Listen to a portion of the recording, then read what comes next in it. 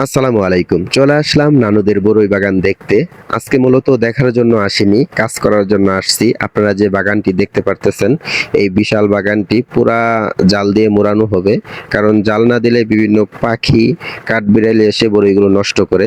তো প্রথমেই বাগানের যে গেট আছে, গেটের সামনে চলে গেলাম। দেখেন আমার নানু কত সুন্দর করে গেট বানাইছে। এখানে শিকল লাগানো হয়েছে, চাইলে তালা লাগানো যায়। তো আমি শিকলটা খুললাম, এরপর বরই বাগানে প্রবেশ করব। তো আমি বাগানের ভিতরে প্রবেশ করলাম। দেখেন আল্লাহর রহমতে ভালো বরই আসছে।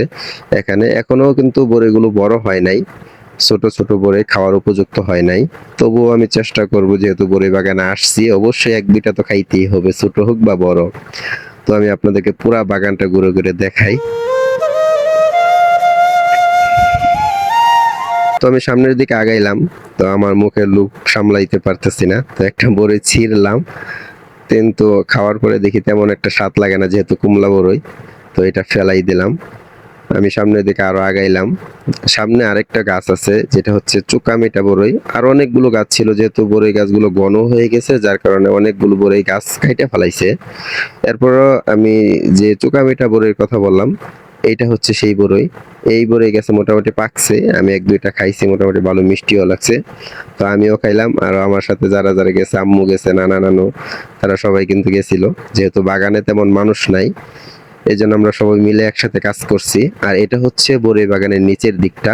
এই বরই বাগানটা প্রায় 5 বছর হয়েছে। প্রতি বছরে আপনার বরই বেচা হয়, বিক্রি করার পরে আপনার বরই যে ডালগুলো, এগুলো কেটে কাইটে ফেলা হয়। তো যেহেতু বরই বাগান অবশ্যই কাটা আছে, আমি অনেকগুলো মাথায় গাও খাইছি কাটার। সারাদিন কাজ করছি দাঁড়াই থাকা, ঠ্যাঙে প্রচুর ব্যথা হয়েছে। এই যে দেখেন মাঝে মাঝে এক দুইটা বড় বড় বরই পাওয়া যায়, আমি খাইছি, সবাই খাইছি মোটামুটি, আমিও খাইছি। তো সারাদিন কাজ করার পরে আমরা যে জাল কাজ করার পরে যে ভিডিওটা আমি করি নাই, আমি এটা আগের ভিডিওটা আমি আপনাদেরকে দেখাইতেছি। আসলে আমরা এই পুরা বাগানটা আর কি জাল দিয়ে মোড়াইছি, মোড়ানির পরে অনেক কাজ করছি। আজকের ভিডিওটা হচ্ছে এই পর্যন্তই। ভালো লাগলে অবশ্যই কমেন্ট করে জানাবেন। ধন্যবাদ, সকলে ভালো থাকবেন। আসসালামু আলাইকুম।